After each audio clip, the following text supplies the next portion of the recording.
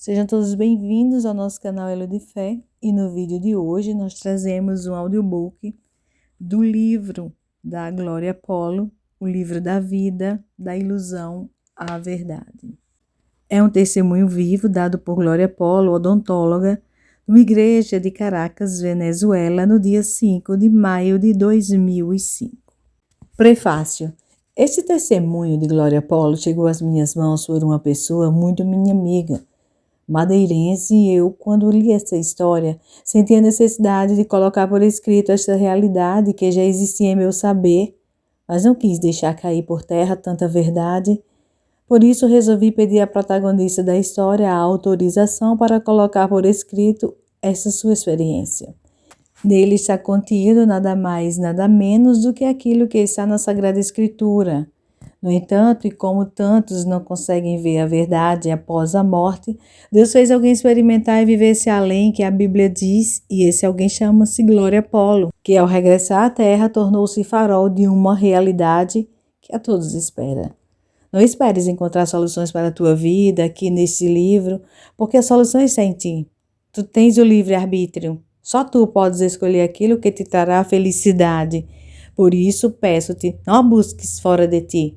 Constrói-a, edifica em ti essa felicidade. Depende disso, o teu futuro e o teu bem. Aqui neste mundo, não construas castelos no ar, mas faz o bem, pois o presente e o futuro dependem só do amor que souberes aplicar no mundo e em redor de ti. Espero que esse testemunho de Glória Polo te possa servir de ajuda à tua procura que fazes da verdade.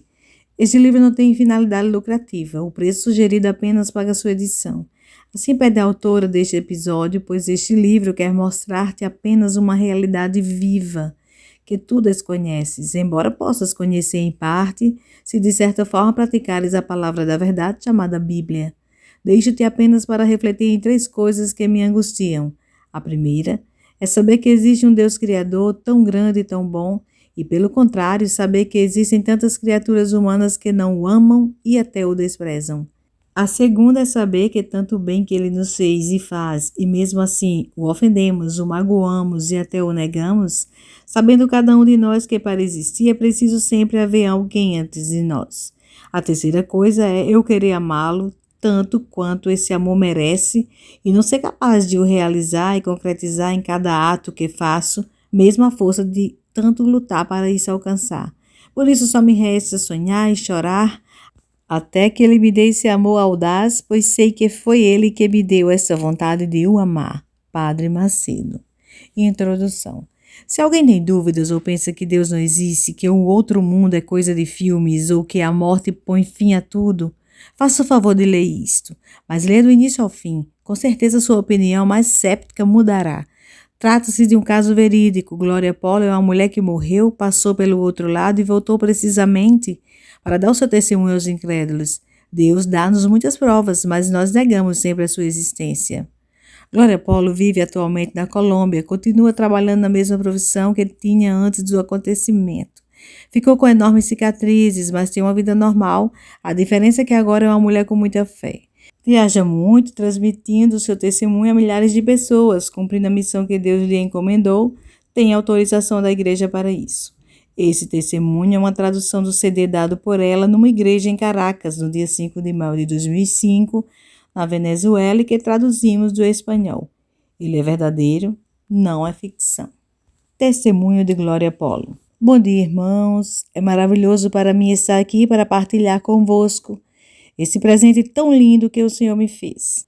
O que vos vou contar aconteceu no dia 5 de maio de 1995, na Universidade Nacional de Bogotá, por volta das 16h30. Sou odontóloga e eu e um sobrinho de 23 anos, que também era dentista, estávamos fazendo a especialização na altura. Nesse dia, que era uma sexta-feira, cerca das 16h30, caminhávamos juntamente com meu marido em direção à faculdade de odontologia para buscar uns livros de que necessitávamos. O meu sobrinho e eu caminhávamos juntos debaixo de um guarda-chuva pequeno. O meu marido tinha um casaco impermeável e, para se proteger melhor, caminhava junto à parede da biblioteca geral enquanto nós íamos pulando de um lado para o outro para evitar as poças de água, e por isso íamos nos aproximando das árvores, e quando saltamos uma poça maior, fomos atingidos por um raio que nos deixou carbonizados. O meu sobrinho morreu logo. Um raio entrou por trás, queimando-o totalmente por dentro e saiu pelo pé, poupando-o exteriormente. Ele era um rapaz que, não obstante a sua curta idade, estava muito entregue ao Senhor e era muito devoto do menino Jesus. Trazia sempre uma imagem do menino Jesus, tipo medalha, no fio ao pescoço. Era um cristal de quartzo, com a imagem do menino Jesus. As autoridades disseram que foi o quartzo que atraiu o raio para o meu sobrinho, porque entrou no coração queimando todo por dentro e saiu pelo pé, ficando seu exterior intacto. Teve de imediato uma parada cardíaca, sem dar resposta à tentativa de reanimação feita pelos médicos, e acabou por morrer ali. Mas quanto a mim, o raio entrou no meu braço, queimou-me espantosamente todo o corpo, por fora e por dentro. Praticamente desapareceu a minha carne, os meus seios desapareceram, principalmente o esquerdo, ficou um buraco no seu lugar. Desapareceram as carnes do meu ventre, das pernas, das costelas, carbonizou o meu fígado, queimou gravemente os meus rins, os pulmões, os meus ovários e saiu pelo pé direito. Eu fazia contracepção com o DIU de cobre. O DIU de cobre é um dispositivo intrauterino em forma de T. E como o cobre é um bom condutor elétrico, carbonizou e pulverizou os meus ovários, que ficaram como duas passas de uva. Fiquei em parada cardíaca, praticamente sem vida, e a saltar por causa da eletricidade que ficou naquele local. Este corpo que vocês veem aqui, este corpo reconstruído, é misericórdia de nosso Senhor. O outro mundo. Mas vejam, essa é a parte física, porque o mais belo é que enquanto o meu corpo ficou ali carbonizado, eu, nesse instante, encontrava-me dentro de um formosíssimo túnel branco de luz, uma luz lindíssima, que me fazia sentir um gozo, uma paz, uma felicidade, que não tenho palavras humanas para vos descrever a grandeza daquele momento. Foi um enorme êxtase. Eu ia avançando feliz, gozosa, não me pesava dentro desse túnel. Olhei e no fundo desse túnel vi uma luz branca, como só uma luz belíssima. Eu digo branca para dizer-lhe alguma cor, mas não se tratava de cores que se pareçam com nenhuma cor da terra. Essa luz era lindíssima. Eu senti através dela uma fonte de paz, de amor, de luz. Quando subi por esse túnel em direção à luz, digo para mim, caramba, morri.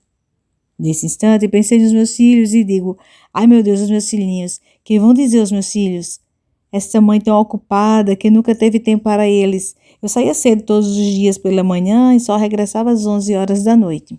Aí vi a realidade da minha vida e senti muita tristeza. Saí de casa decidida a conquistar o mundo, mas ficaram para trás a minha casa e os meus filhos. Nesse instante, vazio pela ausência dos meus filhos, já sem sentir o meu corpo, nem a dimensão de tempo e de espaço, olhei e vi algo de muito belo. Vi todas as pessoas da minha vida no mesmo instante. No mesmo momento, todas as pessoas, os vivos e os mortos. Abracei-me aos meus bisavós, aos meus avós, aos meus pais, que já tinham falecido, a todos. Foi um momento pleno, maravilhoso. Percebi então que tinha sido enganada com a história da reencarnação. Disseram-me que a minha avó tinha reencarnado em alguém, só não me disseram em quem, porque saía caro, eu deixei a coisa assim, não aprofundei aonde estava minha avó reencarnada. Porque sabem, eu defendi a reencarnação, e agora ali eu acabava de abraçar minha avó e bisavó, abraçamo-nos bem, como todas as pessoas que eu conhecia, vivos e mortos, e tudo isso no mesmo instante. Só a minha filha, quando a abracei, se assustou, tinha 9 anos, e sentiu o meu abraço, visto eu poder também abraçar os vivos, só que normalmente não sentimos esse abraço. Quase não dei pelo passar do tempo naquele momento tão belo, que lindo. Agora já sem o meu corpo, eu não olhava para as pessoas como antes, porque antes eu só sabia criticar se estava gordo, magro, feio, bem vestido, mal vestido, etc. Sempre que falava dos outros era com crítica. Agora não, agora vi o interior das pessoas. E que bonito era ver o interior das pessoas, ver os seus pensamentos, os seus sentimentos enquanto os abraçava. E continuava a avançar plena de paz, feliz, e quanto mais subia, mais sentia que ia desfrutar de uma visão bela. E ao fundo avistei um lago belíssimo, sim. Vejo ao fundo um lago belíssimo, árvores tão lindas, lindíssimas, e flores belíssimas. de todas as cores, com um aroma muito agradável, tão diferente, tudo era tão belo naquele jardim belíssimo, naquele lugar maravilhoso. Não existem palavras para descrever, tudo era amor. Havia duas árvores ladeando algo que parecia ser uma entrada. É muito diferente de tudo que nós conhecemos cá. Nem sequer há cores parecidas aqui. Lá é tudo tão belo. Naquele instante, eis que o meu sobrinho entra naquele formoso jardim. Eu sabia, sentia que não devia nem podia entrar ali. O primeiro regresso. Nesse instante, ouço a voz do meu marido. Ele lamenta e chora com um sentimento profundo e grita: Glória, Glória, por favor, não me deixes. Olha, os teus meninos, os teus filhos precisam de ti. Glória, regressa, regressa. Não sejas covarde, regressa. Nesse instante, olhei tudo de uma forma global e vi-o chorar com tanta dor. Ai, nesse momento, nosso Senhor concede-me o regresso. Mas eu não queria voltar. Aquela paz, aquela alegria com que eu estava envolvida fascinava-me, mas pouco a pouco comecei a baixar em direção ao meu corpo, que encontrei sem vida. Vi que o meu corpo estava sem vida numa maca da Universidade Nacional de Enfermaria. Vi os médicos dando choques elétricos ao meu coração para me tirarem da parada cardíaca. Antes, eu e meu sobrinho tínhamos permanecido mais de 2 horas deitados no chão, já que não nos podiam levar porque dávamos choques. Só quando a descarga elétrica cessou é que não nos puderam atender. Só então começou a tentativa da minha reanimação. Olhei e meti os pés da minha alma. A alma também tem forma humana. A minha cabeça fez uma faísca e com violência entrei porque o meu corpo parecia que me sugava para dentro dele. Doeu imenso entrar, porque saíam faíscas por todos os lados e eu sentia me encaixar dentro de algo muito pequenino no meu corpo. Era como se o meu corpo, com este peso e estatura, entrasse de repente numa roupa de bebê, mas de arame. Era um sofrimento terrível e a dor intensa da minha carne queimada, o meu corpo calcinado doía tanto, tanto, ardia terrivelmente e saía fumaça e vapor. Ouvi os médicos gritarem: voltou a si, voltou a si. Eles estavam contentíssimos, mas o meu sofrimento era indescritível. As minhas pernas estavam muitíssimo negras. O meu corpo e os meus braços estavam em carne viva. O problema das pernas complica-se quando se considerou a possibilidade de amputá-las.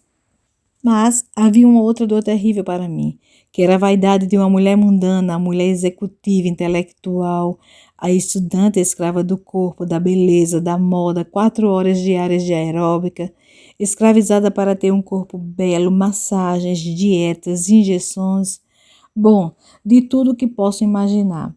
Essa era a minha vida, uma rotina escravizada para ter um corpo belo. Eu costumava dizer: se tem uns seios bonitos, são para mostrar. Para que escondê-los? O mesmo dizia das minhas pernas, porque sabia que tinha pernas espetaculares, bons abdominais. Mas, num instante, vi com horror como tinha estado toda a minha vida a cuidar do corpo, porque isso era o centro da minha vida. O amor ao meu corpo. E agora já não havia corpo. Nos seios tinha os buracos impressionantes, sobretudo o seu esquerdo, que tinha praticamente desaparecido. As minhas pernas eram terríveis. Era como vê-las com pedaços vazios, sem carne, como carvão, pretas. Reparem que as partes do meu corpo, que justamente eram as que eu mais cuidava e estimava, foram as que ficaram completamente queimadas e as que ficaram praticamente sem carne. O hospital. Posteriormente, levaram-me para o Hospital do Seguro Social. E aí rapidamente me operaram e começaram a raspar todos os meus tecidos queimados. Enquanto estava anestesiada, voltei a sair do corpo e fiquei a olhar para o que faziam os médicos ao meu corpo, preocupada com as minhas pernas. Quando, de repente, nesse momento terrível e horrível, porque digo-lhes uma coisa, irmãos, eu era uma católica dietética. Toda a minha vida fui, porque a minha relação com Deus resumia-se a uma missa aos domingos de 25 minutos. Eu ia à missa onde o padre falasse menos, porque me cansava. Que angústia eu sentia com aqueles padres que falavam muito. Essa era a minha relação com Deus. Era essa a minha relação com Ele. Por isso, todas as correntes do mundo me arrastavam, porque me faltou a proteção da oração com fé também na missa. Um dia, quando eu estava fazendo a especialização, ouvi um padre dizer que não havia inferno e diabos também não. Foi tudo o que eu quis ouvir. Logo pensei comigo, se não há demônios, o inferno também não. Nesse caso, vamos todos para o céu. Quem é que tem medo agora? O que me dá mais tristeza agora, e que vergonhosamente lhes confesso, é que o único elo que ainda me mantinha na igreja era o medo ao diabo. Quando me dizem que não existe inferno, eu disse imediatamente, bom, então vamos para o céu, não importa o que somos ou o que fazemos. E isso determinou o meu afastamento total do Senhor. Afastei-me da igreja e comecei a falar mal com parvoíces, etc. Já não tinha medo do pecado e comecei a estragar minha relação com Deus. Comecei a dizer a todos que os demônios não existem, que são invenções dos padres, que são manipulações da igreja, enfim. E comecei a dizer aos meus colegas da Universidade Nacional que Deus não existia, que éramos produto da evolução, etc, etc. E consegui influenciar muita gente. Mas olhem que quando me vejo naquela situação, que susto tão terrível, quando vi que afinal, sim, há demônios e que vêm me buscar, eles vêm cobrar-me porque aceitei as suas ofertas de pecado. Eu sou o pagamento, porque os meus pecados tiveram consequências. Eu? Naquele instante, comecei a ver saírem da parede da sala de operações muitíssimas pessoas, aparentemente comuns e correntes, mas com um olhar de ódio muito grande, um olhar diabólico, espantoso, que estremeceu a minha alma, e eu percebi de imediato que eram demônios, porque nas minhas carnes havia uma sabedoria especial. Compreendi que a todos eles devia algo, que o pecado não foi gratuito e que a principal infâmia e mentira do demônio foi dizer que não existia. Essa é a sua melhor estratégia para poder trabalhar à vontade conosco. Agora vejo com terror que sim, que existe e vem rodear-me, vem buscar-me. Vocês imaginam o susto, o terror? Esta mente científica e intelectual não me valia de nada agora. Eu rebolava no chão e rebolava dentro da minha carne para que a minha carne e o meu corpo me recebessem de novo, mas a minha carne não me recebia. E esse susto era terrível. Acabei por fugir, a correr, não sei como. Atravessei a parede da sala de operações. Eu só queria fugir. Aspirava a esconder-me entre os corredores do hospital e quando passei a parede da sala de operações, zás! Dei um salto no vazio. Dirigi-me para dentro de uma quantidade de túneis que iam para baixo. No princípio tinha alguma luz e eram como um favo de abelha, onde havia muitíssima gente. Adolescentes, velhos, homens, mulheres que choravam e com uns alaridos arrepiantes rangiam os dentes. E eu, cada vez mais aterrada, continuava a descer, tentando sair dali e a luz ia se perdendo. E eu a vaguear daqueles túneis com uma escuridão espantosa. E quando cheguei a essa escuridão, que não tinha comparação, a escuridão mais escura da terra, não se pode nem comparar ao sol do meio-dia. Lá, essa mesma escuridão origina dor, horror, vergonha e cheira horrivelmente mal. É uma escuridão vivente, está viva. Lá nada está morto ou inerte. Eu terminei descendo e correndo por todos esses túneis e cheguei a uma parte plana. Nessa parte eu estava desesperada, com vontade de ferro de sair dali, essa mesma vontade que eu tinha de subir na vida, mas que agora não me servia de nada, porque estava ali. Então vi o chão abrir-se como uma grande boca, grandíssima. Estava viva, era viva. Senti o meu corpo impressionantemente vazio e debaixo de mim um abismo incrivelmente assustador, horrível, porque o mais espantoso era que dali para baixo não se sentia nem um pouco do amor de Deus, nem uma gotinha de esperança. Aquele buraco tinha como que algo que me sugava para dentro. Eu gritava como uma louca, terrivelmente assustada, sentindo o horror de não poder parar aquela descida, porque sentia que ia irremediavelmente para dentro dele. Eu sabia que se entrasse, nem sequer ia ficar lá, mas ia continuar a descer, sem nunca mais poder voltar. Aquilo era a morte para minha alma, a morte espiritual da alma. Eu estaria irremediavelmente perdida para sempre. Mas nesse horror tão grande, quando estou a entrar, São Miguel Arcanjo agarra-me pelos pés. O meu corpo entrou nesse buraco, mas os meus pés estavam presos em cima. Foi um momento horrível e muitíssimo doloroso. Mas quando cheguei ali, a luz que ainda restava do meu espírito incomodou aqueles demônios horripilantes, todos os seres imundos que habitam ali. De imediato, atiraram-se sobre mim aqueles seres horríveis. Eram como larvas, como sanguessugas para tapar a luz. Imaginem aquele horror ao ver-me coberta com tais criaturas. Eu gritava como louca, aquelas coisas queimavam. Irmãos, são as trevas vivas. É um ódio que queima, que nos devora, que nos explora. Não há palavras para descrever aquele horror. Pedido de ajuda às almas do purgatório, suicídio. Olha que eu era ateia, mas ali comecei a gritar: almas do purgatório, por favor, tirem-me daqui, por favor, ajudem-me. Quando estava gritando, comecei a ouvir como choram milhares e milhares de pessoas. Vejo de repente que ali havia milhares e milhares de pessoas, jovens, sobretudo jovens com tanto sofrimento.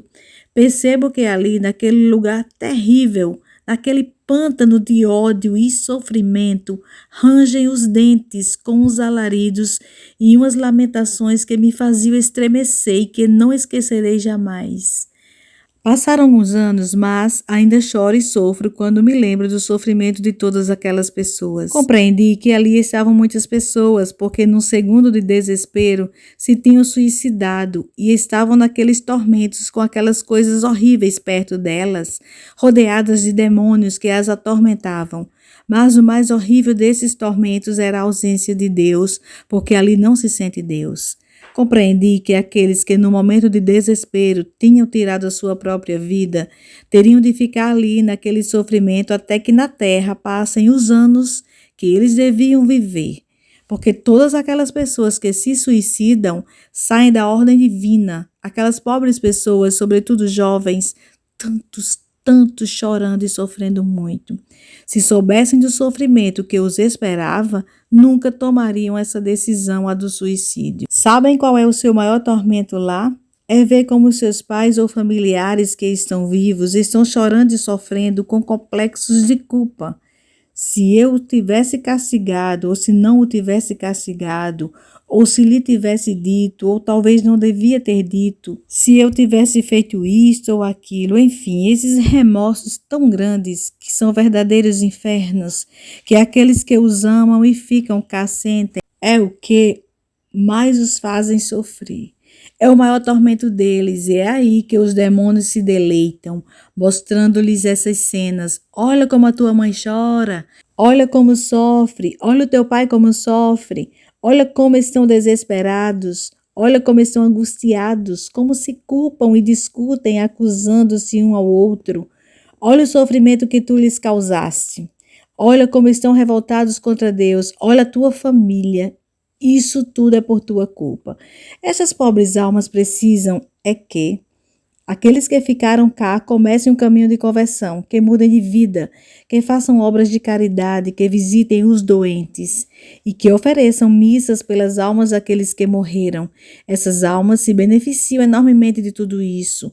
As almas que estão no purgatório já não podem fazer nada por si mesmas, nada. Mas Deus sim, através da Santa Missa, nós também devemos ajudá-las dessa forma. Eu, angustiada, compreendi que aquelas almas não podiam ajudar-me. E nesse sofrimento, nessa angústia, comecei a gritar novamente. Mas quem se enganou? Olhem que eu sou uma santa, eu jamais roubei, eu nunca matei, eu não fazia mal a ninguém. Eu que antes de ficar arruinada trazia os melhores produtos da Suíça, extraía, arranjava dentes e muitas vezes não cobrava se não podiam pagar. Eu fazia compras e dava aos pobres. Que faço eu aqui? Eu exigia os meus direitos. Eu que era tão boa que devia ir direitinha para o céu, que fazia ali? Eu ia todos os domingos à missa, apesar de me considerar ateia e de não dar atenção ao que o padre dizia, nunca faltava. Se faltei 5 vezes à missa ao domingo, na minha vida foi muito. O que eu fazia ali? Que faço eu aqui? Tirem-me daqui, tirem-me daqui. Continuei a gritar aterrada com aqueles seres horríveis colados em mim. Eu sou católica, por favor, tirem-me daqui. Finalizamos aqui a primeira parte do livro da Glória Polo, o livro da vida, da ilusão à verdade. Muita gratidão por estar conosco até então. Até breve.